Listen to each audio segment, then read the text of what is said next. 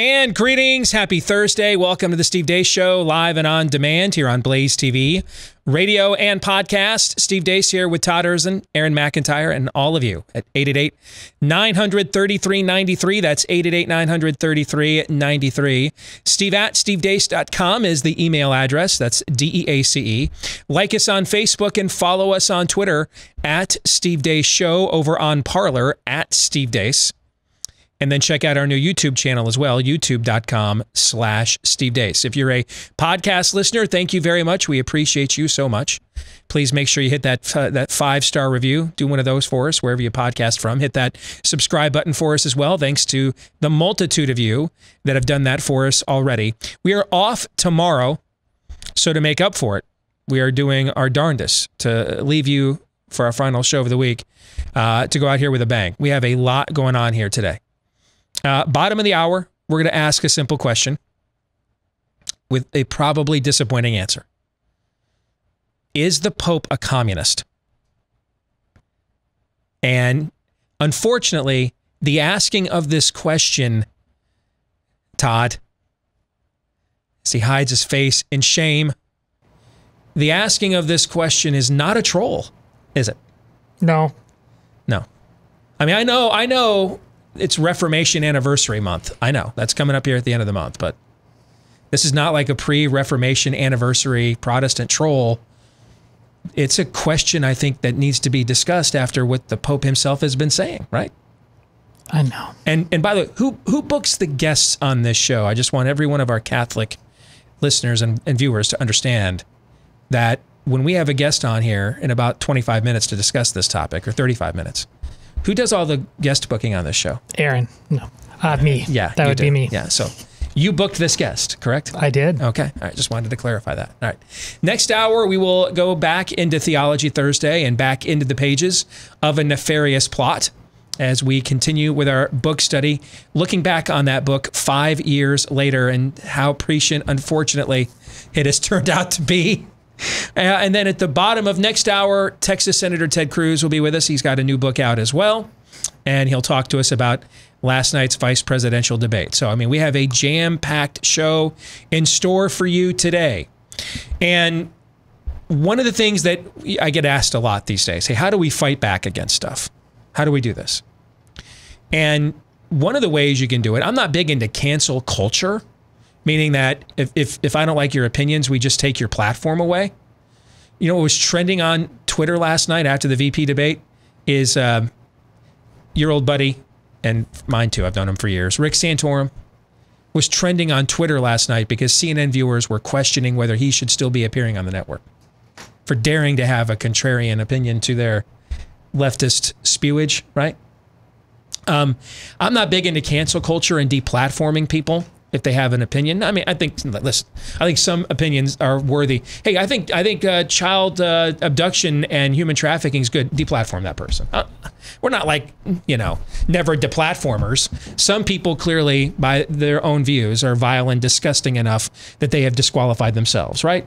But it's not just because we disagree with you. However, one way that you can participate in that without having to perpetuate it is to go and do business with companies that share your values. When that opportunity presents itself, take full advantage. Like with Patriot Mobile, for example, they are the only conservative cell phone carrier out there.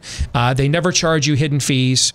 They share your values. They won't spend your money that you give them on causes like Planned Parenthood that hate you and America. And switching is easy. You can keep your phone number, bring your own phone, buy a new one. And right now, when you join their family of freedom-loving Americans, you get a free activation plus a free gift with the offer code Steve. Gotta like that when you go to patriotmobile.com/Steve. patriotmobile.com/Steve, or call them at 972-PATRIOT. That's 972-PATRIOT. Here is Aaron's rundown of what happened while we were away. What happened while we were away, brought to you by... Obviously, Mike Pence, is a former television commentator, does have a very calm demeanor, but I think a lot of people were noticing some mansplaining going on tonight. Vice President Mike Pence swiped the floor with Democratic VP nominee Kamala Harris at last night's debate. The American people have witnessed what is the greatest failure of any presidential administration in the history of our country. The reality is, when you look at the Biden plan, it reads an awful lot like what President Trump and I and our task force have been doing every step of the way. I mean, quite frankly, when I look at their plan that talks about advancing testing, creating new PPE, developing a vaccine, it looks a little bit like plagiarism, which is something Joe Biden knows a little bit about. Whatever the vice president is claiming the administration has done, clearly it hasn't worked. But when you say what the American people have done over these last 8 months hasn't worked, that's a great disservice to the sacrifices the American people have made. The reality, if I may finish. If the Trump administration approves a vaccine before or after the election, should Americans take it, and would you take it? If the public health professionals, if Dr. Fauci, if the doctors tell us that we should take it, I'll be the first in line to take it. Absolutely. But if Donald Trump tells us that we should take it, I'm not taking it. The fact that you continue to undermine public confidence in a vaccine, if the vaccine emerges during the Trump administration, I think is unconscionable. And Senator, I just ask you, stop playing politics with people's lives. President Trump and I have a plan to improve health care and to protect pre-existing conditions for every American. But look, Senator Harris, you're entitled to your own opinion, but you're not entitled to your own facts. You yourself said on multiple occasions when you were running for president that you would ban fracking. Joe Biden looked at a supporter in the eye and pointed and said, I guarantee that we will abolish fossil fuels. He will not raise taxes on anybody who makes less than $400,000 a year. He said he's going to repeal the Trump tax cuts. Mr. Vice President, I'm speaking. Well, I'm speaking. It'd be important if you said the truth. Joe Biden said twice in the debate last week that he's going to repeal the Trump tax cuts. I couldn't be more proud to serve as vice president to a president who stands without apology for the sanctity of human life. I'm pro-life. I don't apologize for it. Senator Harris. People, Susan, are voting right now. They'd like to know if you and Joe Biden are going to pack the Supreme Court if you don't get your way in this nomination. Let's talk about packing. You once again gave a non-answer. Joe Biden gave a non-answer. I'm trying to answer you now. The American people deserve a straight answer. Talk about packing the court, then. Let's talk about the fact. Yeah, I'm about to. That of the 50 people who President Trump appointed to the Court of Appeals for lifetime appointments, not one is black. This is what they've been doing. You want to talk about packing a court? Let's have that discussion. I just want the record to reflect she never answered the question. So I think the American people, maybe in the next debate, Joe Biden will answer the question. But I think the American people know the answer. Thank you. When you talk about accepting the outcome of the election, I must tell you, Senator, your party has spent the last 3.5 years trying to overturn the results of the last election. It's amazing. When Joe Biden was vice president of the United States, the FBI actually spied on President Trump and my campaign. And now, reaction. Kathy Yan tweets, Pence needs to stop mansplaining, dominating, and gaslighting the women tonight. CNN's S.E. Cupp tweets, Pence's mansplaining, interrupting, condescending, and general smarminess is at an 11 tonight. No wonder suburban women have left the Republican Party in droves. Dan Rathers tweets, I don't think VP Pence's mansplaining and over-talking is going to do a lot to narrow the gender gap, unless it's also turning off more men as well. In other important news, President Trump announced last night that all remaining American troops serving in Afghanistan should be withdrawn by Christmas. That would mark the end to the 19-year American presence in the country. President Trump also announced he's fast-tracking the approval of the COVID therapeutic Regeneron, which he took during his hospitalization, and making it available nationwide. For me, I walked in, I didn't feel good. A short 24 hours later, I was feeling great. I wanted to get out of the hospital. And that's what I want for everybody. I want everybody to be given the same treatment as your president, because I feel great. I feel like perfect. This morning, the nonpartisan debate committee announced that the next presidential debate will be taking place virtually. President Trump immediately reacted. No, I'm not going to waste my time on a virtual debate. That's not what debating's all about. You sit behind a computer and do a debate. It's ridiculous. And that's what happened while we were away. Aaron's montage brought to you by Home Title Lock. So what does COVID-19 have to do with losing your home? Well, it turns out it could be a lot. Cybercrime, according to the feds, has gone up 75% this year. And what could make that worse is online is where a lot of our home titles are kept these days. Cyber criminals know this. They find your title, forge your signature on a quitclaim deed, and then refile as the owner of your home, and then you're off before you know it. They are liquidating your equity, sticking you with the payments, stealing your cash. You may not even find out until something as stark and dire as a foreclosure notice shows up in the mail. Thankfully, Home Title Lock is here to prevent that from happening. They put a virtual barrier around your home's title, and so that the instant they detect any tampering at all, they will mobilize to shut it down. But first things first, go to HometitleLock.com and register your address to see if you're already a victim at HometitleLock.com. And then while you're there, use the promo code RADIO for 30 free days of protection. 30 free days of protection for your most important asset, your own home. When you go to HometitleLock.com, that's HometitleLock.com, and use the promo code RADIO. For the overtime today, I forgot to tell you guys this, so now you're going to find out with everybody else. For the overtime today, we're going to be discussing the decision the president has made to not attend a virtual debate next week, which I think is 100% right on, and I will discuss why later today in the overtime. But hey, what if we don't have any more debates?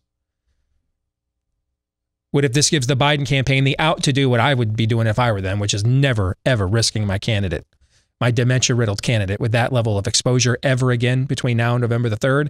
What if that's what happens here? We'll discuss the impact that could or could not have on the rest of the race today. For our Blaze TV subscribers, we stick around, and we don't sit around, we stick around and record the overtime after today's show, and then it gets posted later today at blazetv.com/Deace. That's where you can go to watch it if you're a Blaze TV subscriber, but also where you can go to get a discounted subscription to Blaze TV if you're not yet a subscriber at blazetv.com/Deace. All right. Had a ton of stuff already to say here on Blaze TV about the vice presidential debate last night. I've posted a ton about it as well. But for those of you that weren't up late last night or haven't been following on social media, I think it is only fair, because I have made plain my thoughts and assessment of Vice President Pence here on this show going back about 4 or 5 years now, since the travesty that was done to religious liberty on his watch in his state of Indiana. And hey, man, I'm just a guy following the truth. The truth is he colossally mishandled that. The truth is his coronavirus task force is a disaster. It inflicted the quack tandem of Fauci, Birx, and their bedazzled shields and their mask garade on the rest of the country, and they're still bedeviling us as we speak. But that performance last night, now the open was not strong. I mean, he blew badly the coronavirus question at the beginning, which I thought there was no way he could not. We had this conversation yesterday, Todd. It's his task force. He can't win. He can't win because the task force is bad. The lockdowns were bad. He just, there's not a winning argument for Mike Pence here. And it showed. And then he let Kamala get away with repeating the lie that Trump called COVID a hoax. That's not true. It is true, even though she kept denying it last night. It is true that her and Biden have talked about banning fracking and fossil fuels. And I have those videos in my Twitter feed. You can go watch them for yourselves right now at Steve Deace Show and watch those videos for yourselves. Okay? That's true. But Trump has never called COVID a hoax. That's a lie. All right? But he let her get away with it. And I'm rolling my eyes and I'm like, same as it ever was. And then about the third question in, I think it was, when it turned to the economy, and he just wrecked her. And then from there, that point on, that was as dominant of a debate performance I have ever seen from a Republican on a national stage. I mean, that was the varsity versus the JV. He just outclassed her. I mean, at the very end, when they got to the racialist agenda, this should have been right in her wheelhouse. He ripped off her arm and beat her with it on her own issue at the very end of the debate. He absolutely crushed her. And you can tell that by the fact that their media's only talking point was a word no one knew what it meant like 3 years ago, mansplaining. That tells you that they lost. And a fly on his head. Yeah, that tells you that they lost. They had nothing else to talk about. And what you saw last night is why Kamala Harris got laughed out of her own primary. And I know you've heard rumors that there was a temporary loss of sanity and reason on this program when somebody whose name should not be mentioned claimed that they thought Kamala Harris, after she called Joe Biden a racist, might be the Democrats' strongest candidate. That person's been flogged, not confirming that that take ever occurred. We're not ever confirming whether that take happened. We don't erase any segments, past shows, except for that segment. We're not confirming that that ever occurred. But just in case it did, that the person who aired that opinion on this program maybe was punished severely for it. Just in case it happened. But as for the rest of Kamala Harris's run as a presidential candidate, there's a reason she got laughed out of the primary 2 months before the Iowa caucuses voted. I said when she was nominated, I thought it was a terrible choice. Joe Biden was better with black voters in their own primary than she was. She was not a serious candidate. She got her pants pulled down by Tulsi Gabbard. She got depanted and earlier this year by her, a candidate that we like more than the Democrats like, and she's one of them. They're going to win California, man, just by showing up by 30 points. She adds nothing. And this year, maybe more than ever before, definitely more than ever before, the running mates matter. We've got 2 candidates who, whoever wins is going to leave the White House, if it's 1 term or 2, if it's Biden, as the oldest president we've ever had. And one of them's got dementia, and the other guy just got out of the hospital with COVID, okay? So this matters more than it ever has before. And the entire narrative of the Biden campaign is we're the soft landing, where you can go, you can feel safe with us. We're not these leftists like the other Democrats. We beat them. You suburban women that don't like the mean tweets in your cul-de-sacs, you can vote for us. We're the safe space. She needed to go in there last night and reassure people she could be president in a month or 2 if she needed to be. She did not do that. She got destroyed. I mean, I woke up this morning and I was still reflecting upon the pounding that she took last night. So, Mike Pence, I think, did I do that right? Jesse Kelly, did I do that right? Okay. The question last night on the hurricanes, dumbest asked question in the history of debates in this country. The hurricanes are wetter, guys. They're wetter. The hurricanes are aroused now. Are the hurricanes ovulating? Let's call the next hurricane Cardi B. The hurricanes are wetter. Are you serious? And she wrote that question out. Susan Page wrote that question out and thought, I'm going to say this in front of 30 million people. I'm going to do this on purpose. Todd, your thoughts? As you know, I missed the debate. It was my daughter's birthday. And the first thing before bed, I pull up my phone and I see a tweet that you put out there. I'm like, what the heck did I just miss? A curb stomp. An absolute curb stomping, and there's no question Mike Pence has, if Trump wins, has substantially raised his profile and stakes for 2024. No question. So it does seem, based on what I saw, if this wasn't going to go virtual, if they did have another debate, I was right that this is the template, right? I would think. Yeah, I would think. Now, whether Trump can do what Pence did for an hour and a half. They're different people. They are, but Trump could be the guy that was in that video and not the guy that we saw last week. You know what I'm saying? Yes, that's my point. Yes, be the happy warrior. Yeah, agreed.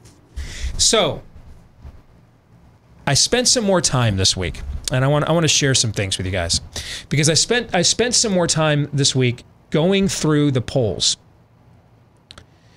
and I want to share some data with you about the latest stuff that is out there. Because the polls, they just don't make any sense.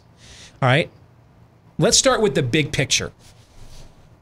So the big picture, if you take the entire narrative of the public polling, the big picture is that Joe Biden is a stronger candidate at this stage of the election than Barack Obama was in 2008, when he would go on and get the biggest Democrat presidential win since LBJ in 1964. Right now, they're saying Joe Biden is in a stronger position than that. They're saying that Donald Trump is an even weaker incumbent at this stage than George Herbert Walker Bush was in 1992. That's the big picture narrative you have to buy or to accept the conclusions of the public polling. So let's go to some specifics next. All right, let's go to Rasmussen. This was the most accurate national poll in 2016.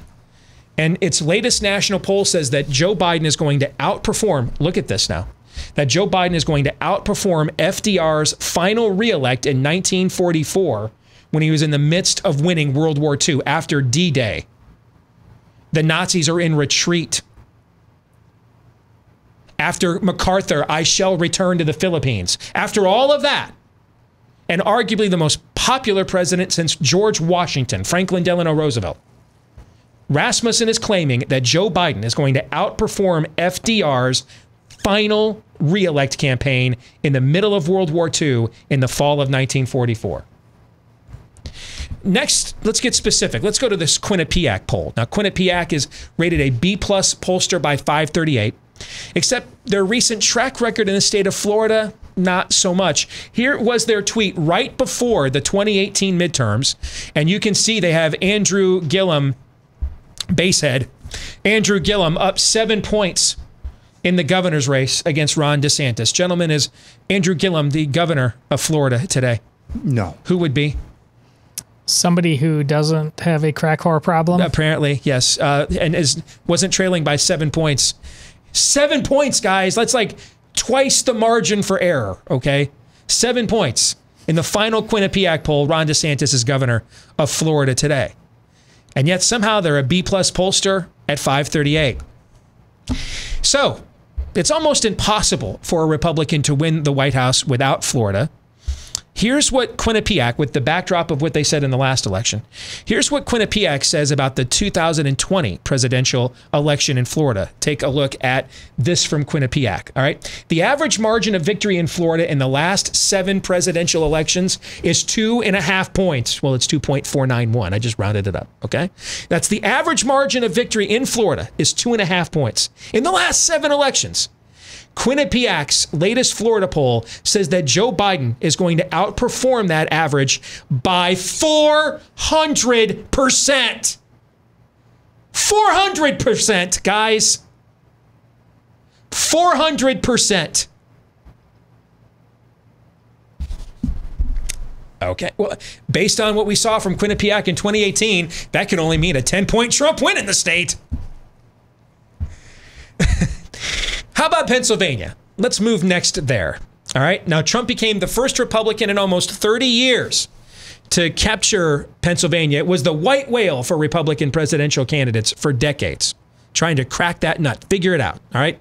Now, Monmouth is an A+ rated pollster at 538. Pollster I respect.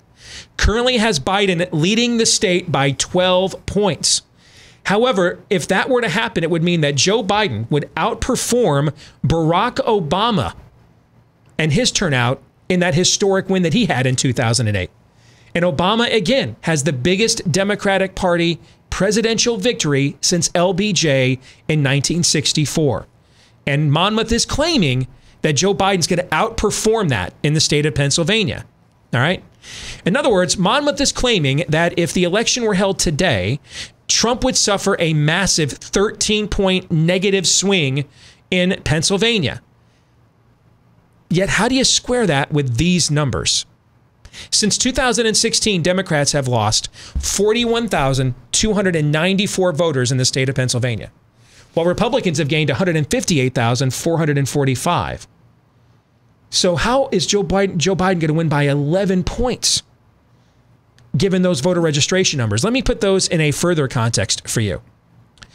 Trump is president today because he won the 3 decisive states of 2016 by a grand total of 78,000 votes.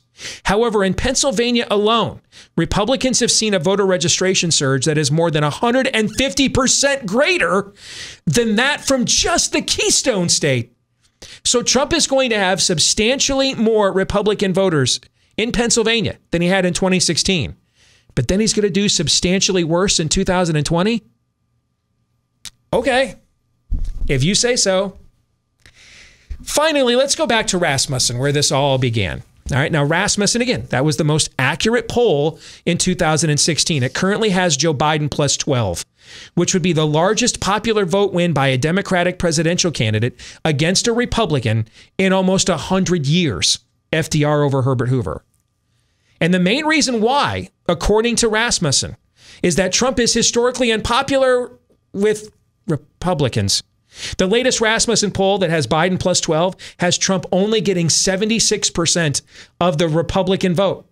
Trump got 88% of Republicans in the 2016 election. His average approval rating his entire presidency with Republicans, the average has been 87%.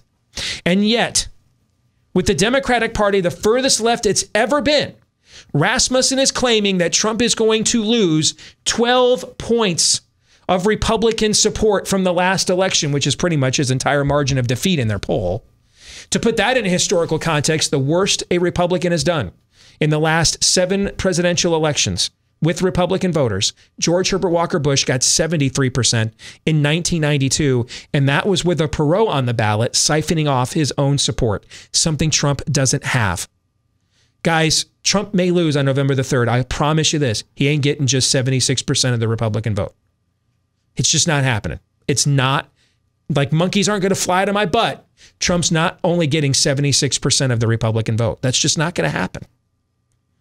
Now, to me, none of this makes any sense. The math doesn't add up. The assumptions are questionable at best. And if you study the methodologies of these polls, you know, it reminds me of when I was studying the methodology of the Imperial College survey. And it just doesn't add up. And everyone told me at the time I was nuts at first, but I turned out to be right about every one of my challenges. Because when you're doing a model, the logic, the assumptions, and then the conclusion have to be symmetrical. They have to line up, not be asymmetric, symmetrical. A plus B must equal C. Otherwise, the model isn't sound. And it wasn't with Imperial College. And the models that are being shown to you in these polls, they're not sound as well. And I leave you with this point. If you were to consider every other metric that matters when looking at an election environment, for example, look at the voter registration numbers, and it's not just in Pennsylvania. This is going on across the country. If you looked at the things like NBA rankings, our ratings, television ratings, tanking over wokeness, and that's the most liberal fan base in American team sports, probably other than soccer. And even they don't want to watch this stuff. Look at a falling unemployment rate. Look at all of those metrics. If you never looked at a single poll and you just looked at every other metric that told you what was going on in an election campaign, you would think Trump is cruising to re-election. The only thing that says differently are the polls. Draw your own conclusion from there. Joe Biden may win on November the 3rd. I don't know. But I can tell you I know this. The methodologies in the internals in these polls are at best wrong and flawed, at worst Imperial College. Gentlemen, your thoughts? I think these polls are like the hospital pictures coming out of Italy. Oh yeah, burning bodies in the back. Yeah, that they have. There's now. I'm not talking about these are different things in terms of motivations, perhaps, but ultimately what they're accomplishing, they're short-circuiting people's ability to do their homework. All you've done, just like you did early on in coronavirus, you've just done the homework. This isn't. It's not wish casting. I mean, honestly, you're almost like begging for the if there's a crushing loss, let's just get it out in the open. I absolutely agree, and I've been saying it for weeks. What you just said, your sentiment about this looks like a Trump win. This feels like a Trump win. Everything other than the polls looks like it. And again, I ain't any great fan of Trump. I don't know what to tell you. But this is some weird voodoo going on. Fox News has a new poll out. Remember, we took apart their last one? Their new one shows Biden's lead surging while people's expectations that Trump is going to win surging at the exact same time. Guys, that's just not how this works, okay? That's just not how it works. More in a moment. Hey, have you noticed your hair isn't looking quite as full as it used to? Yeah, losing your hair is no fun, so let's talk about options. You know, one option is go see your doctor for a hair loss treatment prescription, then visit the pharmacy, try not to go broke as you try not to go bald, or You can instead try Keeps from the comfort of your own home, where you're going to get the same doctor-recommended, FDA-approved hair loss treatment, but Keeps offers the generic versions, and so right away you're going to save about half the cost. But there's more. You're going to love the convenience of Keeps. It's all online. You just answer a few questions, snap a few pics of your hair, and then a licensed doctor reviews your info and recommends the right hair loss treatment for you, and then it's shipped discreetly and directly to your door. And we can even offer one more incentive. How about half off? Half off your first order when you go to keeps.com/grow. So you're already saving a chunk off the top with the generic versions. Another 50% discount on your very first order at keeps.com, Keeps.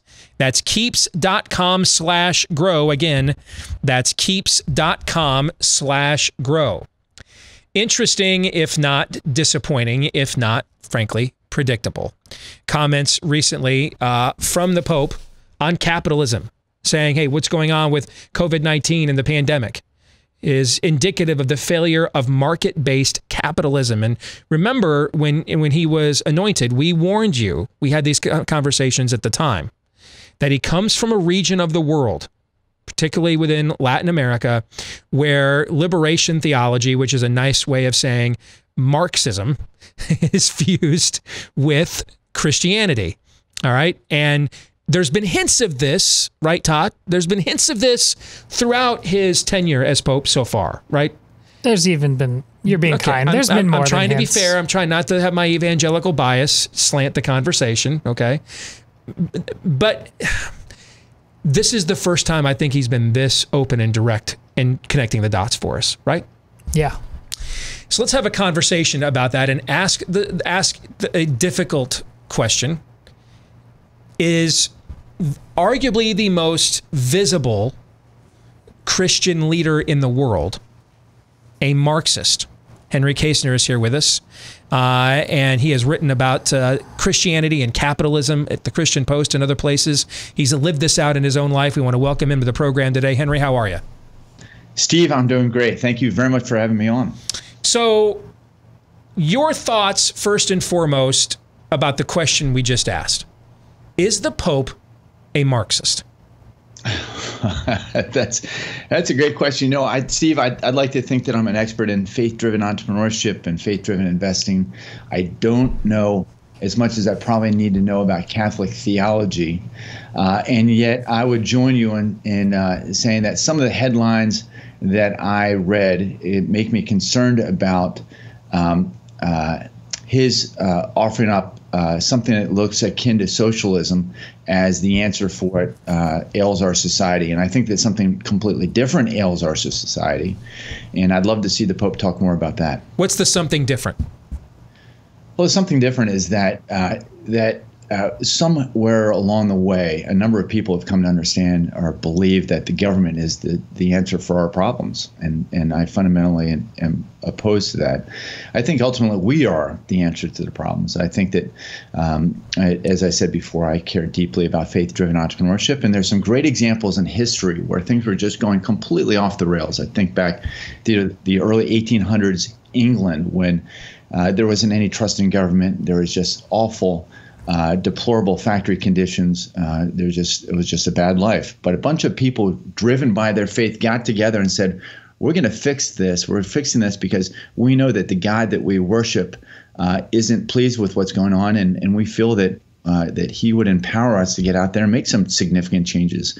And out of that, of course, came the Clapham Circle and this group that was able to end just deplorable conditions in factories, and were able to really make a lot of great reforms, and ultimately, of course, came up with the abolition of the slave movement. But as a bunch of people motivated by their faith, and what I'd like to see the Pope do is say, there's an opportunity for us to get down on our knees and ask God what he sees that is broken in the world, and how we as individuals and as the church, because he represents a very large section of the church, of course, how we as individuals might solve for that, and how we might love our neighbor rather than suggesting that the government do it. And gosh, when we legislate our way, our ability to love our neighbor to the government, I think that our society is in big trouble. It's very, very well said. I think, listen, some ideologies and philosophies are superior to others, right? History has proven that to us. But what history has also proven to us is that ideologies and philosophies that believe ultimately salvation or the answer to societal ills is found in that which consolidates government power always lead to more tyranny. Because what they ignore is what caused the oppression in the first place, what caused the inequality in the first place. Now, in this case, we're dealing with a plague. We didn't cause this, okay? In fact, we wanted to get into a deeply theological conversation about it.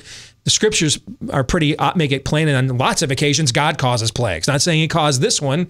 I'm just saying that we didn't cause this one. This is a natural occurrence. But typically, the oppression in the world is because is a manifestation of human sin, right? And so when you end up empowering other humans to have control over human beings in order to cast out oppression, well, you run into this thing where Beelzebub can't cast out Beelzebub. Because aren't those people that you're empowering and giving these, the chancellor, you're voting emergency powers here, is he sinless?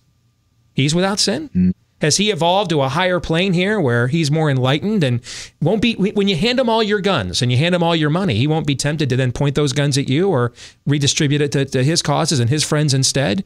This is what we've seen in every society that has tried this collectivization, socialism, Marxism, whatever you want to call it, is that ultimately it further imbues the sinfulness we have rather than incentivizes against it. And when you talk about individuals rising above their own sinful state, motivated by God that they ultimately believe they're accountable to, that it's the recognition of our sin and our willingness to confront it. That's what ends oppression on this earth. Not believing that there's others among us who aren't capable of such oppression. That always just leads to more of it, Henry. Mm-hmm. Well, I think that you make some great points there. I think that getting back to the Pope and what he said, I'm frustrated and discouraged by the fact that he didn't address the personal sin rather than what he's calling societal sin. I think that, again, there's an opportunity for us to really look at the opportunities that we've been given and just turn us back to God. So this is what the Pope can ideally do. He can say, listen, there's an opportunity. There's some really big challenges that are going on in society right now. So we as Christ followers need to do like what the Bible talks about in 2 Chronicles 7:14. We need to get down on our knees and we need to pray for the healing of the land. Then we need to turn to God and we need to ask God, what do you want from us? What is it that we might do during this time of strife and all sorts of challenges? And so Micah 6:8, of course, talks about the fact that we're to act justly and we're to love mercy and we're to walk humbly with our God. A little further than that, of course, I'm a business guy, right? So if you put a gun to my head, I could probably remember 9 of the 10 commandments. But it makes it really easy when we got these two things, right?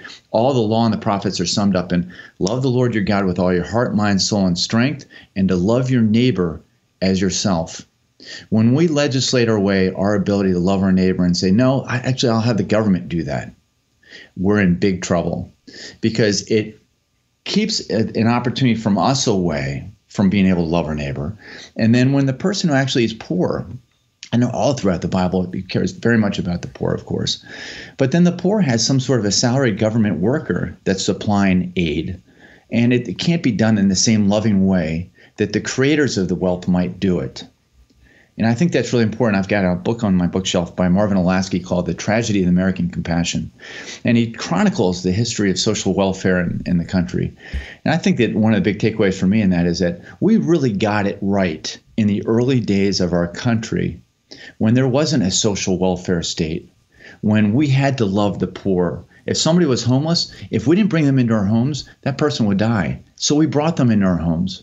But mercy, limited mercy. That person needed to work and help the household. And that was something that was really important because then we had this pure play on being able to love our neighbor.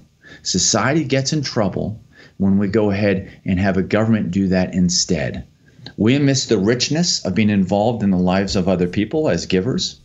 And then the recipient misses the love that might happen. And it's not the way that God designed it, I think. Final thing I want to ask you about. You use the term here, faith-driven entrepreneurship.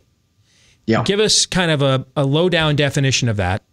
And if there's anybody in this audience that you think that could be listening or watching right now that has the resources or the wherewithal to deploy and engage in what you're about to define. Encourage them with how they could get started. Steve, thanks for asking. So we care deeply about faith-driven entrepreneurship. Faith-driven entrepreneur, and you can find it at faithdrivenentrepreneur.org, is about equipping and empowering faith-driven entrepreneurs to get out there and to find problems and to solve them, to do it in community, to come to know God more fully as they do it, and then to really focus on excellence. We care deeply about ministry. Indeed, we care deeply about excellence. We care about stewardship versus ownership, and it's a community of people to get together around a podcast and a blog and conferences.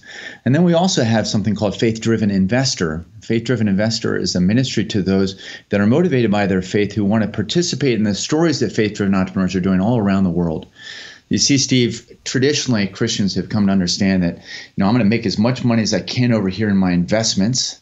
And then to the degree that I understand the biblical message of generosity, I'll give it away all over here.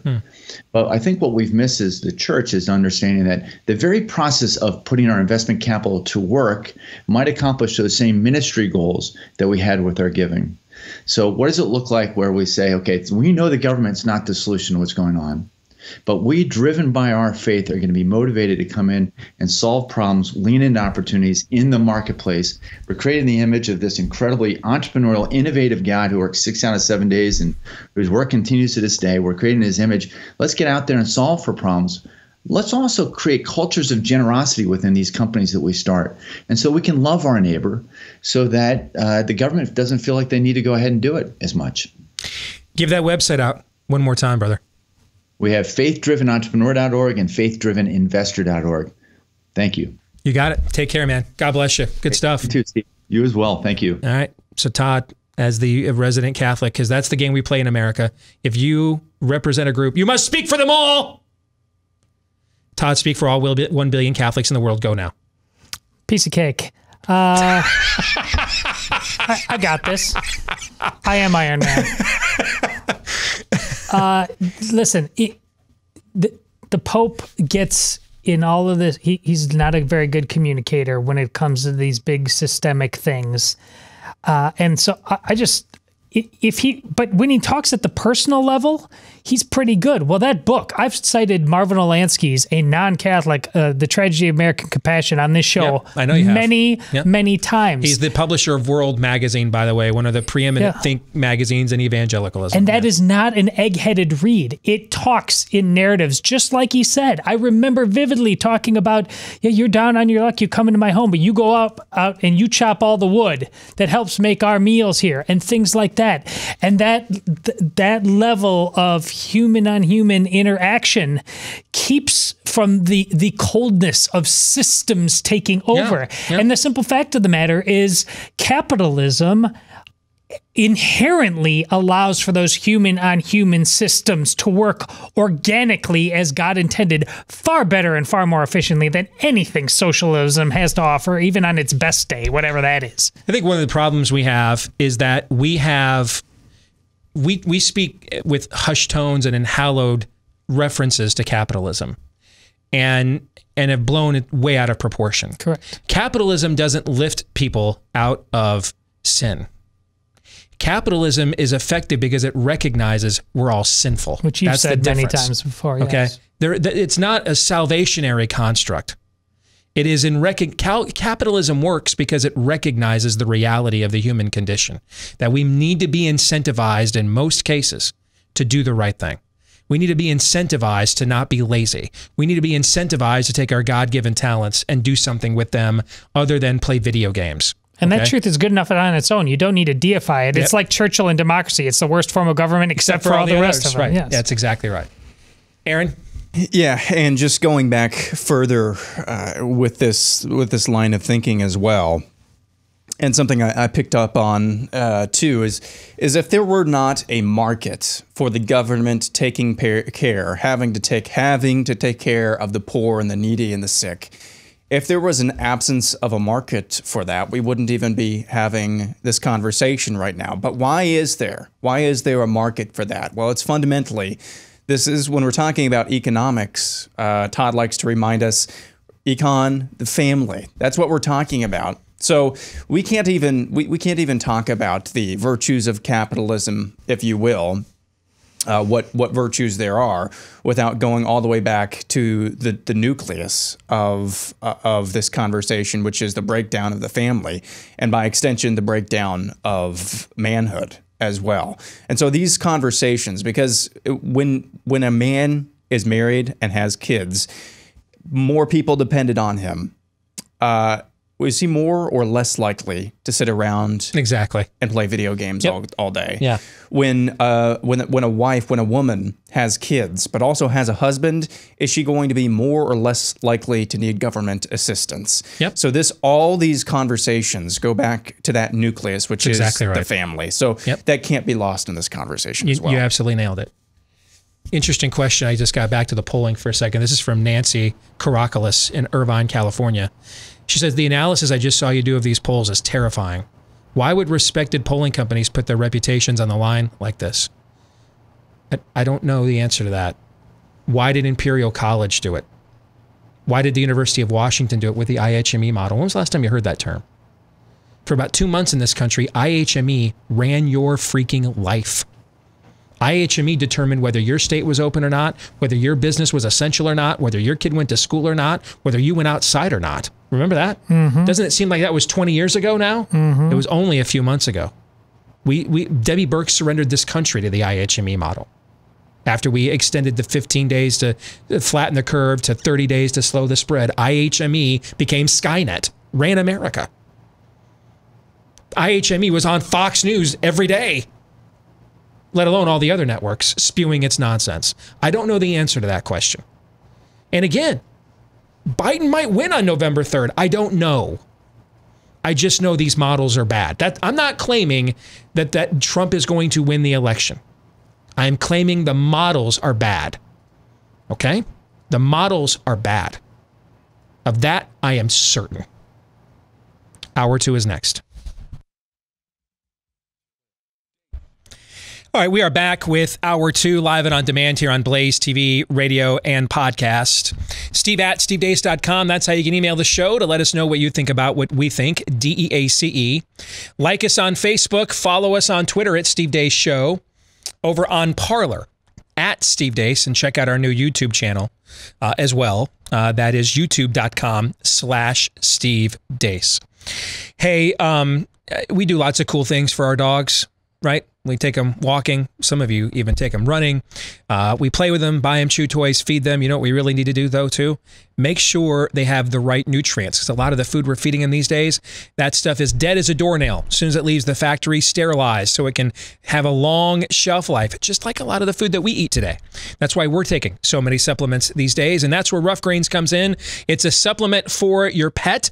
Isn't a dog food. It's a supplement that you sprinkle on the food your dog already loves that apparently makes it taste even better. They're going to love it even more if my dog Cap is any indication, but it's got all the good stuff that's missing from the food they already are eating. The vitamins, nutrients, omega oils, antioxidants, probiotics. And right now, you can get the Rough Greens Jumpstart Bag today for just $14.95 and start the process of getting to see if your dog doesn't seem to be healthier and happier in 14 days or less. When you go to roughgreens.com/blaze, RUFF is how it is spelled, for roughgreens.com/blaze. Again, that's roughgreens.com/blaze. I want to make a couple, we're going to get to Theology Thursday here in a moment, but I want to make a couple more points because I really feel on the polling, because I really feel like this is the early days of COVID modeling skepticism all over again. And if I'm going to go out on a limb, I want to make sure I'm fine defending what I'm actually saying, but I want to make sure I'm not defending what I'm not saying. Okay? All right? Yeah. I'm not saying that the polls are wrong and Donald Trump is going to win. I am saying the modeling within these polls are wrong and their data is bad. That's what I'm saying. When I said earlier that if I looked at every other metric an election environment is determined by, I mean, our state's been pretty much open. We've had a couple dips here or there, but our state's pretty much been open since about the middle of May, everywhere, all 99 counties, right? I went and filled up for gas still yesterday at Costco, man, for $1.75. You're all over the state with your girls, right? Yeah. Our interstates, are they bare? No. They're full. Yes. Like most of Iowa's kind of back to normal, you know? I mean, we're not going to sell out Kinnick Stadium or Jack Trice, although I'm going up there this Saturday with 15,000 people to watch Iowa State play. But our state is as open and normal. That's why we've been hosting like all these high school sporting tournaments and events from all over the country here. Our state is as open and normal as anywhere else. And we have like some counties and cities have a mask mandate, but we don't have any kind of state action on that. Most of our districts are back in school. We had 300 boys and girls baseball and softball teams play the first high school sports in America back in June and July, remember? All right. So most of our state is open. And when you go around and see where things are at with our state, and you look at the environment, you just don't, if you went around our state, you would not sense that this was a place Joe Biden was going to win by 5 points. Like one of the polls just said last week. If you never looked at a poll, so I mean, even in a state that's as open as our state, I can still get gas for $1.74. Gas is cheap. Unemployment's going down. We're now at the level of unemployment that Obama got reelected on in 2012, and he didn't have a COVID depression for a quarter. You're the first one that made this point. I'll give you credit again. I mean, it's like with every ensuing game, the NBA sets new ratings records for worst NBA Finals ratings ever. Ever. And there's some other sports on TV, not during the weeknights, and Major League Baseball is playing, but that's it. There aren't any new shows. These last couple weeks would be the weeks that all the new shows are premiering or the new seasons are premiering. We don't have any of that because all these productions were halted. They're the only primetime game on, except for baseball. They're the only new primetime programming on until we get to the weekends during the week. And it's tanking. And they got LeBron James. Better than Jordan, apparently. He's not, but that's the word. With the Lakers. Even their own audience is like, I'm just tired of this stuff.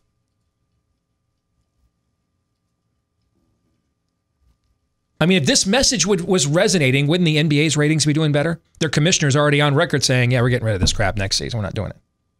And again, they're the most progressive left-wing sports league we have. They have the most left-wing fan base of any sports league we have. And even they're like, yeah, we're not doing this next year. Show me anywhere, forget there's the polls, anywhere else in America, show me where the ideological agenda that Joe Biden and Kamala Harris are running on has momentum. Like 10 years ago or 12 years ago in 2008, people believed in Obamacare. They thought it was time. Like Obama was running openly on it. Tell me where, look at the way they're campaigning. Hey, no, we didn't say we're going to ban fracking. No comment on stacking the court. We're going to cut taxes, except, or we're going to raise taxes, but not to anybody over. Do you remember when Democrats called people who made $250,000 a year rich? That was like 10 minutes ago. Last night, Kamala Harris said, hey, if you make under 400 grand a year, we're not cutting your taxes. That means pretty much, or we're not raising your taxes, I should say. That means pretty much no one's getting a tax raise, guys. Because 98% of Americans make less than $400,000 a year, okay? So they're running on, we're not going to raise taxes after all, we're not fracking, and I have no comment on stack. Do they sound to you like people on offense on their issues? Does that sound like they're deflecting their own positions, right? Yes. Does that sound like they think that this is their environment? They're all in on this. Does it sound like that to you? No. No. There's only one place that says differently from everything else that we traditionally go by with elections. And it's these polls. If I came from another planet and never looked at another, and never knew what a poll was, and just looked at the environment, I think Trump was going to win. And then you throw in, here's your sixth data point. The other guy's got dementia. Let's throw that one in. It doesn't make any sense except for the polling. And to prove my point, I want to go back to the Fox News poll, the new one, that shows Biden widening his lead. In that same poll that shows the gap between Biden and Trump has grown. The gap between who people think is going to win has grown too. When people are asked, hey, who do you think your neighbor is going to vote for? The gap between Biden and Trump is growing, but in Trump's direction. You know what that tells me? Other people are looking at the environment too. And they're saying, I don't know, kind of feels like the kind of environment that Trump would win in. See what I'm saying? Yeah. Yeah. Guys, I just got an email from Rasmussen telling me in their polling, Kamala Harris came out as more presidential than Mike Pence last night. Now, forget my analysis. Forget your own partisan leanings. If Kamala Harris came out last night more presidential, would every member of the left-wing press spent their night last night talking about a fly and mansplaining? You want to know what they sound like when the Republican has a bad debate performance? Go look at what they said last Tuesday night. That's what it sounds like. Because he did. He had a bad debate performance. Were they saying any of those things last night? No. No. No, they were diverting to their talking point of mansplaining and white man bad. And yet Rasmussen, you know, for years, I'm like, I don't really think these guys are that good. We didn't even talk. We wouldn't even acknowledge them on the show, right? Right. And now everybody's like, we're the most accurate in 2016. I went and looked it up. I'm like, yeah, you're right. So I'm starting to pay attention to them now. And like every time I pay more and more attention to them, I'm like, what are you? Now there's another, like you were just telling me about the YouGov poll, right, Aaron? So YouGov is a British polling firm. Yeah. They're all online. Mm-hmm. I want to make sure I have the YouGov has Trump winning independence by 5 points. And this is registered voters, by the way. Okay. Yeah. All right, so Trump winning independence by 5 points. Has 3 points more turnout within his own party than Joe Biden does. But still losing by 8 points? 8 points. That cannot happen. It cannot happen that there's, first of all, there won't be +3 Republican turnout. And that never happens in a presidential election, number one, okay? If that happens, Trump's winning like 40 states, okay? That's not even happening. Okay, it's not even that they're going to get +3 Republican turnout, but there's going to be +3 Republican turnout, and then he's going to win independence by 5 points, but he's going to lose by 8. Folks, no. With every certainty I've ever expressed on this show about anything I've taken a stance on that was contrarian, that cannot occur. It cannot occur that there's 3 more Republican turnout and Trump wins independence by the same margin he won in the last time, but then loses by 8 points. That cannot occur. It cannot occur. Trump may lose by 8 points. I don't think even that will happen, but it won't be by this methodology. You see what I'm trying to say? Completely. I'm talking now not about the outcome on November the 3rd. I already gave you my analysis on that. I think the electorate is so balkanized that whatever topics are trending literally 12 hours before we vote are going to determine who's on offense and who wins. I just had that conversation, right? Yes. And that is my analysis. On any given day, I may have it. Like Friday, I thought Trump was losing 35 states. Today, I think it's a toss-up. Tomorrow, I might have a different answer, depending on what news comes out in the next 24 hours. I think it's that fluid. Or combustible, maybe is a better word. That's a separate that. I'm strictly talking about the models here. The ground is bad. Bad. The models are bad. That's not how this works. And the fact that no one has come forward, I've been saying this for how long now? And I'm not a big star, but am I a non-public figure? No. If you could discredit what I'm saying, don't you think somebody would have done it? No one yet has lobbied to me a single, even really technical alternative definition of what I'm pointing out. I've got nothing. Believe me, come to me if I'm wrong. Show me where I'm wrong. But I'm going to need more than Orange Man bad.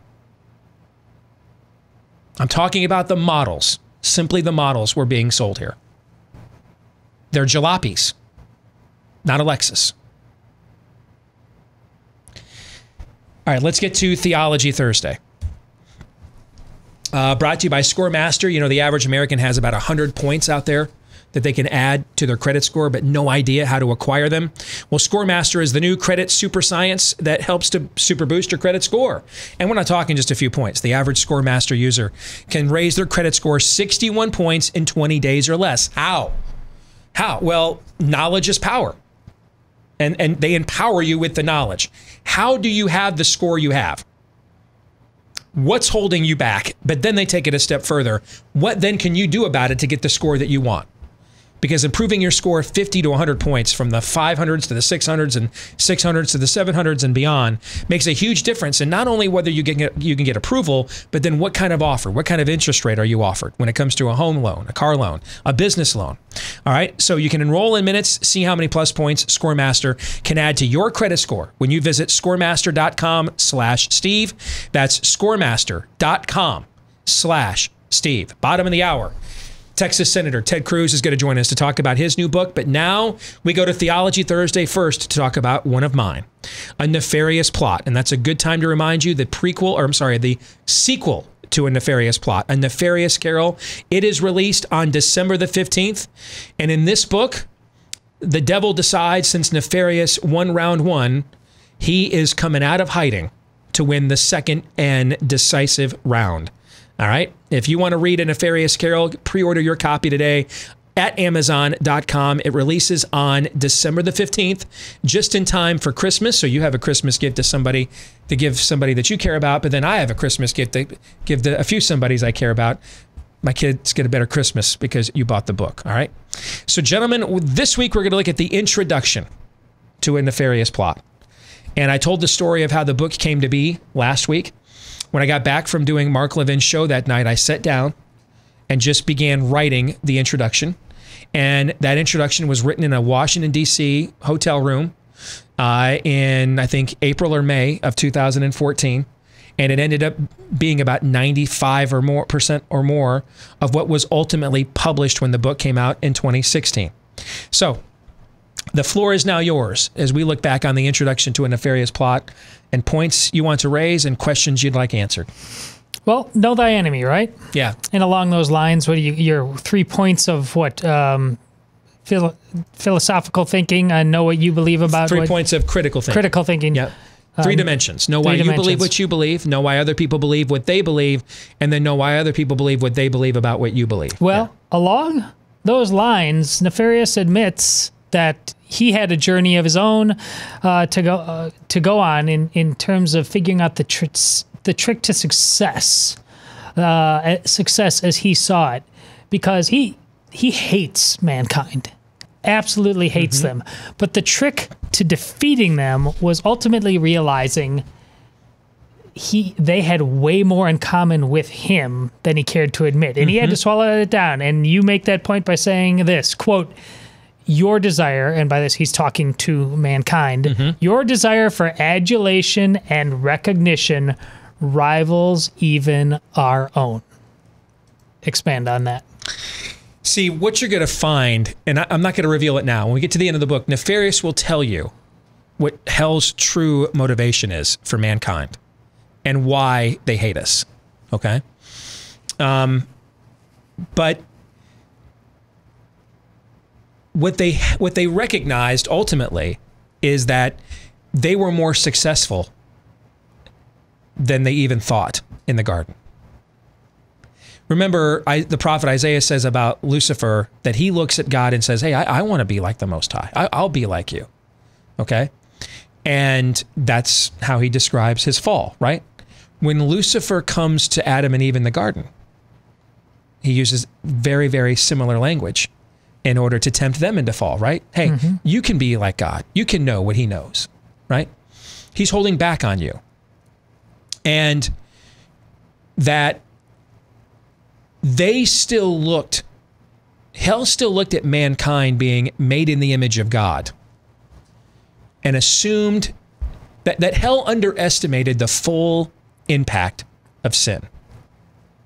That we would be made in the image of God. We would still carry that spark of divinity, that imago Dei, but that it is largely, it's a flickering, it's a spark. That's what a spark is, a flickering light. It's not fully aflame. The bulb is not on, right? And that they had to recognize, you know, we're letting our hatred for mankind overshadow the fact that you're a lot more like us than we ever really thought. Because we fell from the exact same temptable premise. That we can be as powerful as God. We can know what God knows. And that you falling for that premise drew you a lot closer to us down here in hell and made you, even though you're made in his image, you behave and perform as if you are made in ours. And you are nearer to demon to thee than we ever anticipated. And we had to swallow down here in hell, we had to swallow our revulsion for you, meat bags made in his image, because it was strategically getting in the way of our own effectiveness. And we were projecting. We had to stop looking at you, and I almost spoiled it, why they hate us so much. I'm not going to do that yet. We had to stop looking at you that way and see you for who you really are, which is, you're some meat bags after our own heart. And so once we stopped playing against you, but started leaning into you, that is what Nefarious says. That's when the worm turned. That's when old Mo changed sides and he started moving in our direction. Considering I just until this very moment, I wasn't going to move forward with this next connecting of the dots. But after what we just talked about with polling, you talk about how Nefarious telling mankind this because the writing is on the wall. Well, this was all before 2020. Mm-hmm. Now, we all believed in various revival or bust. We said that before 2020. Mm-hmm. I often said, listen, a culture that believes in transgenderism is gone mm-hmm. in many respects. Mm-hmm. But now here we are in 2020. And is that perhaps how something like no one can accurately read what's really going on is because the writing is so on the wall that there's no way to measure these. It's purely spiritual. Yes. And I think that ties to the conversation we were just having about the models. Point. Yeah. Okay. If we were in another era, I would go further than just saying the models are wrong. I mean, I'd be like putting money down on Trump to win the election. But this is, the models are wrong. The models are, they're bad. The models are bad. It doesn't necessarily mean they won't guess who wins the election, though. Because there is another option here, and it's what Glenn Beck asked me when I was on a show this morning, that the country's just gone. Yes. And if that's the case, then the symmetrical analysis doesn't matter. Like, there wasn't any symmetry to the mob outside of Lot's house. It was just, give me what I want. It was just driven by wanton lust, desire, emotion, with no restraint, right? With no plumb line, framework, boundary. And in those situations, you don't have models for that. You survive, right? And if that's one way for the models that don't make sense to make sense, which is the country's just gone. That's a possibility. Yeah. Still doesn't make their math the assumptions of their models any less crappy. That's still all true. But doesn't it speak to why the models are so crappy? You know, years ago in my sports talk radio career, when I was really close to Iowa State athletics, the former athletic director at Iowa State, I was buddies with him too. And Iowa State was hiring a basketball coach. And the process was just all over the place. Guy had never done it before. And it was also in an odd time. You know, they had the fire Larry Eustace for the photos of, sure. And it was just not the time you normally hire a coach. So it was tough anyway. And he's an amateur at this. He was holding meetings in Des Moines to interview candidates, either virtually or in person. When these meetings were done, he would drive to my home in Urbandale, Iowa, where I lived at the time, and literally give me the rundown of what was going on in these meetings, okay? So I knew everybody they were talking to and everything. And I would just report the scoop of what, I can't have a better source than the guy that's doing the hiring. right? He's sitting on my couch in my home on Madison Avenue in Urbandale telling me, we just talked to Dana Altman at Creighton, and here's what he told me. He's just telling me this, okay? I would then go and report it with my source. The next day, the story's totally different. I would then report that. Well, after 3 days of this, people were coming to me and saying, hey, your reporting is a scam. There's no way this thing can be this. Except I couldn't tell them that I was accurately portraying how messed up the Iowa State basketball coaching search process was under Bruce Vandevelde. I couldn't tell them that, okay? So I kind of just had to grin down my chest and take heat for looking like I'm, my head's on a swivel. I'm just making stuff up whole cloth. Some of you have asked me, could the polls be factoring in mail-in voter fraud? Yeah, I've said that. That could be a factor. They haven't said that, but they could be saying that. The other option is what you just said, that the country's just gone. And so all symmetries are off the table now. And the asymmetries in these models are accurately reflecting the psychosis within the country.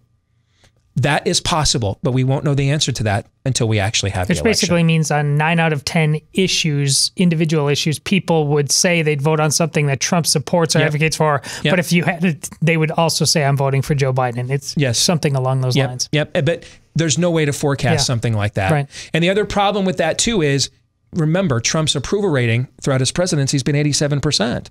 If it was 75%, well, we would have that trend the whole way going in. You know what I mean? Mm-hmm. So, but yeah, that Nefarious has won, and so nothing makes sense because hell is they're agents of chaos. That's an option. You bet. Well, speaking of 2020, another line that speaks to it exactly. We just had this news about Gretchen Whitmer and a potential coup there. We just last night in Milwaukee, Wauwatosa, another burning down the house there. You talk about, I'm paraphrasing here, but how simple people, his great successes, one of Nefarious's great successes throughout history is turning, you use the word, simple people, turning them into symbols of, quote, debauchery and butchery. I mean, my goodness, we have Antifa, mobs. Yeah, I didn't know what an Antifa was in 2015 when I wrote this. In the street. And again, a lot of these people, we know they were raised with nary a care in the world compared to all of human history, upper middle class homes, got college educations. Most Antifa kids are college educated, white, upper middle class. So we can define simple any number of ways, but I'll talk, simple just from like, you got a decent life. What do you have to complain about? And you are out there slitting throats. On the ball, man. That's a trophy to hell. Listen, hell, I think, will take satisfaction in carnage and chaos any way they can get it, right? But if carnage and chaos comes because it's one thing for it to come because, hey, let's embrace Marx because bread is $10, a loaf in St. Petersburg Square. You know what I'm saying? Yes, desperation. Yeah, or let's embrace the fascists in Italy because of what's happened to our fledgling democracy, or the nationalist socialist fascists in Nazi Germany, because the Weimar Republic was one of the worst examples of representative democracy in human history. Right? Something like that. Hell will take the W any way it can get it. But what Nefarious is particularly satisfied by is that he was able to flip this country without any of those things happening. I mean, 2% of the world, I think it is, lives above what is the poverty line in the United States of America. 2% of the rest of the world, I think, lives above the poverty line here in the U.S. I mean, Nefarious takes great pride in the fact that, and he views one of his contemporaries in hell, who spawned the French Revolution, as kind of a competitive rival, right? And so what could you do to get people, hey, it's one thing to get people to turn on a corrupt aristocracy in France. But what if we got people just to turn on their own self-government? And like, the corruption was themselves. And even despite that, they still were the freest, most prosperous people on earth that the earth has ever known. And they just look their own reflection as a gift horse in the mouth and say, screw that, man. I hate this racist, oppressive hellhole. And that was Nefarious' attempt to top his competitive rival in hell, was to get America to turn on itself, despite it having all of the freedom and equality that nations for centuries have strove for and never achieved. But which is how you close the chapter and how I was going to close with you. You mentioned that the checks and balances within this country protecting you against your own worst desires are like nothing ever before. It was going to be a tough sell, but then he realized, I have to turn your greatest strength against you. Mm-hmm. And he knew he did, which is why he wrote the book. Yeah. And we'll get into that as we get into the ensuing chapters. Correct. But those greatest, and how he did this on an individual basis, but holistically, he turned our institutions against us. Those institutions that installed those checks and balances and enforced them. He just turned them against us. I mean, look at the vice presidential debate last night. I mean, if this was a debate between the founding generations of the country and somebody said I'm just going to stack the Supreme Court, I mean, that guy would have walked out of there and been tarred and feathered, if not hung, as a traitor. We're now like literally, legitimately debating it as a talking point in our era, because our institutions that were supposed to protect us from ourselves and each other have now turned on us. And we now use them against one another, and we use them against ourselves. That's what Nefarious is talking about. Ted Cruz is scheduled to join us here when we come back. Stay tuned.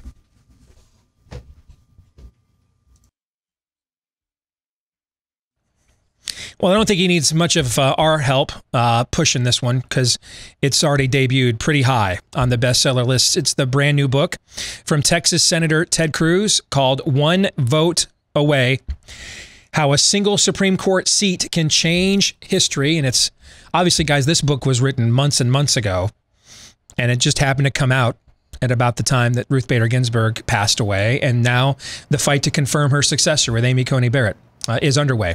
And the author, Texas Senator Ted Cruz, joins us here today on Blaze TV, radio, and podcast. Ted, good to see you, brother, again. How are you? Steve, great to be with you. How you doing? I could be a little better, but I could be a lot worse. You know how it goes. So before we get to the book, let's get to what happened last night.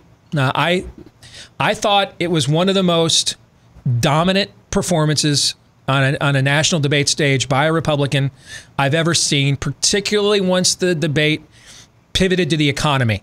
And then from that point on, for the final hour or so, and you know me well enough to know if he didn't do good, I'd be like, Ted, I'd tell you.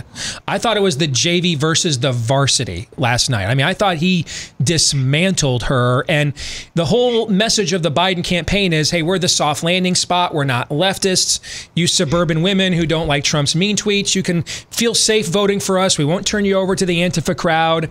You know, and her job was to reassure those voters that she can step in for a guy that probably has dementia. And she did not do that last night. In fact, if anything, I think Mike Pence, his stock went way up last night. What are your thoughts?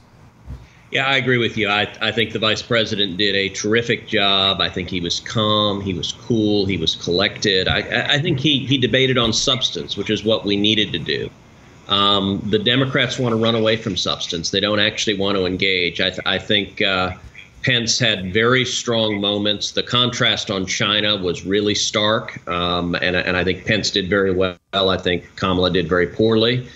I think packing the court, watching Kamala run screaming away from packing the court, and I think the vice president did a really good job of pressing that and pressing that and pressing that and making clear just how radical they are. And not only on substance was there a sharp difference, but I think there was a sharp difference in style and tone.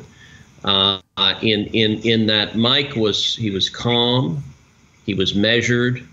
Kamala is a talented politician. She can be emotional. She had some good moments, and I don't think as conservatives we should ignore that she had some moments that probably connected with people.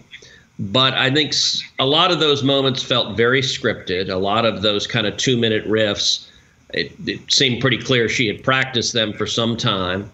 And in particular, the exchanges she had with him where she would say, I'm speaking. Mm-hmm. It was clear she had practiced that. for dealing with something like happened in the first debate where President Trump interrupted frequently. And I think had Pence been behaving as Trump did, constantly interrupting, that would have been a very strong moment for Kamala. As it was, it came across as really scripted and disproportionate because Pence is a pretty mild-mannered guy, and so he's sitting there kind of, she's lecturing him like an angry first-grade teacher. And it looked, I think it was jarring, the dissonance, because she was not responding in any way proportionate to what he was saying, and she wouldn't respond to any of the substance of what he'd say. I think last night proved something I have said for years, brother, which is that when elections are about issues, Republicans win. And when they are about personalities, Democrats win. And there's this misnomer that Trump is the first Republican to win on personality. It is not true. When Trump was running in the primary, he had the same personality. When he was talking about Giner, nobody cared, Ted. It's when he glommed onto the immigration issue, something now I care about, now I care. In the general election, it wasn't until he looked you in the eye in the debate, in the final debate, and said, I'm going to appoint justices that overturn Roe. And then on election day, that was the #2 issue in the exit poll, and he won those voters by 15 points. What was missing in the last debate, it wasn't whether you like the histrionics or his antics. We've been, let's be honest, you and I have thought this guy was, in the last 5 years, was probably dead 20 times with his histrionics, and we were wrong all 20 times, brother, right? Okay? That's not the issue. It's that they got in the way of the issues. He never talked about, hey, when you were president, you didn't know if it was ISIS or ISIL. We now pronounce them DOA, dead on arrival. We killed all those people. He didn't talk about any of his accomplishments. It was just all histrionics, not pointing to any issues. Issues were missing from that last debate. And I think if there ever is another debate between those two, he needs to get back on issues, because that's the conversation Joe Biden doesn't want to have. And you saw Kamala Harris didn't want to have that last night. Well, I think you're exactly right. And one of the lessons we can take from both of these debates is, the Democrats embrace these far left issues, but they know the American people don't actually agree with them. Mm-hmm. And so they're not willing, they don't want to actually defend them in the 30 days before an election. So on packing the court, Biden and Harris run screaming to the hills, pretending they're not going to do it when their left-wing base knows that's exactly what they would do. On fracking, I mean, it's the backwards gymnastics of pretending they're not going to try to ban fracking, when both Joe Biden and Kamala Harris have repeatedly promised they would do exactly that. I think that reveals a lot. And you mentioned the Supreme Court. I believe that was the most important issue in 2016, that it's the most important issue in 2018. We're talking about my book here, One Vote Away. The book opens, the opening scene in the book is the day Justice Scalia died in February of 2016. And that day was the day of the South Carolina presidential debate. And I was in a conference room in South Carolina preparing for the debate that day. And my body guy, Bruce, who you know from the trail, Bruce came knocking on the door and said, hey, have you heard about the Scalia thing? And I'm like, what Scalia thing? And Bruce said, well, he died. And it turned out the West Texas sheriff who had discovered the body called me and called John Cornyn, this is a couple of hours before the news broke, to let us know that he had just discovered Justice Scalia dead in his bed in the hunting lodge he was at. And so our entire debate prep session was scrapped, and we spent the entire time talking about what to do on this issue. And the instant the news broke, I came out unequivocally and said, the Senate needs to keep this seat vacant and let the people decide. This is the most important issue in the election. And within minutes, Mitch McConnell and Chuck Grassley and other Senate Republicans echoed that. And one of the interesting things I talk about in the book is subsequently Mitch McConnell's former chief of staff told the New York Times, one of the reasons Mitch took the position that we're not going to fill this vacancy is he knew that evening at the debate that I would call unequivocally for that. And Mitch didn't want to be seen as following my lead in that regard. So he came out and did it to begin with. And I'm like, great, hallelujah, whatever the cause, the outcome is right. And I believe had Justice Scalia not passed away, Hillary Clinton would be president today. And so you want to talk about ideas having consequences. When it comes to the Constitution and Bill of Rights, the American people want constitutionalists on the court. You and I both know the 56 men that pledged their lives, fortunes, and sacred honors, and then the generations that took up that mantle after them, never, ever intended that our freedoms and liberties would come down to 5-4 votes of unelected judges at the U.S. Supreme Court. In fact, judicial corruption overreach was one of the main grievances they repeatedly mentioned in their own divorce from the crown. But yet, here, unfortunately, we are. And that's just the reality. No matter how much people like me have railed against it, or you have, it is where we are. So give us an idea. What are we one vote away from?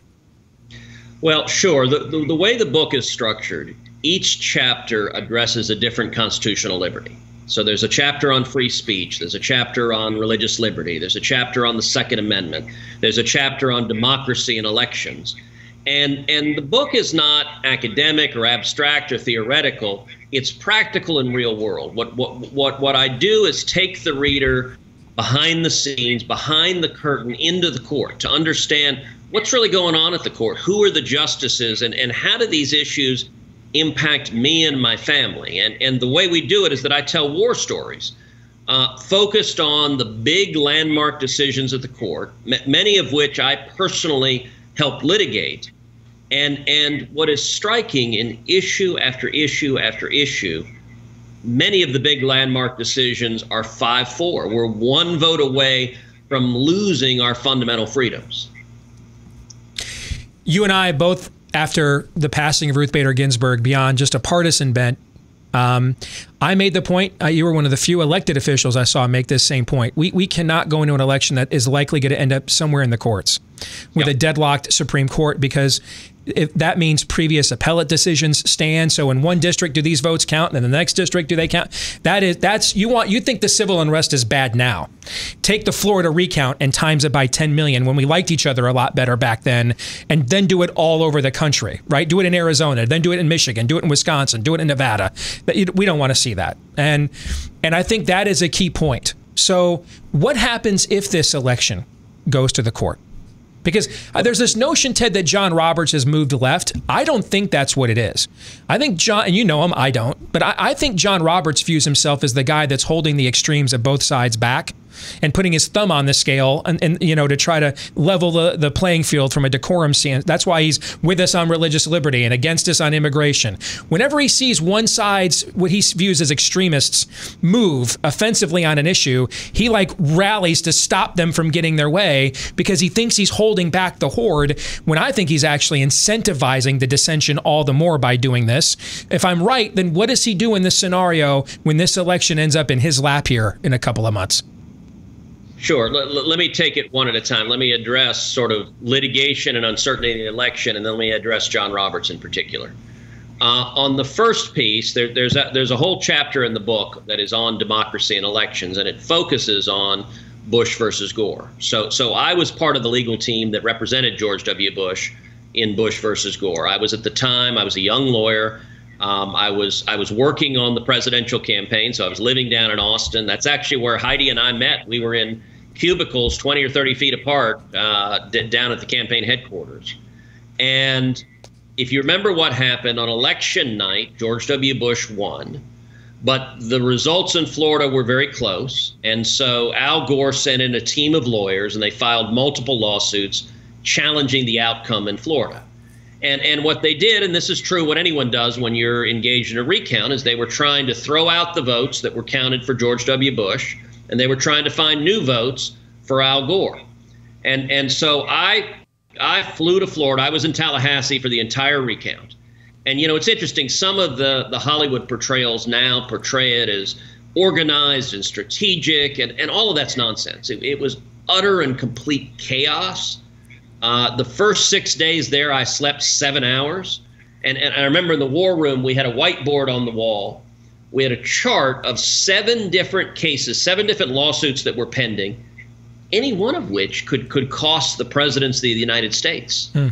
And the case went twice to the U.S. Supreme Court. So the first time it went to the Supreme Court We won unanimously, 9-0. Supreme Court agreed that the Florida Supreme Court, which is a partisan Democratic court, got it wrong. They vacated it, sent it back. The second time it went to the Supreme Court on the question of remedy, the final result, the U.S. Supreme Court ruled for us 5-4. By a vote of 5-4, they said, okay, the elections have been counted, the ballots have been counted 4 times. Every single time George W. Bush has won. Enough is enough. Under the law, this election is done. It's over. We had 36 days of uncertainty, of chaos, of the entire country and the entire world not knowing who the next president would be.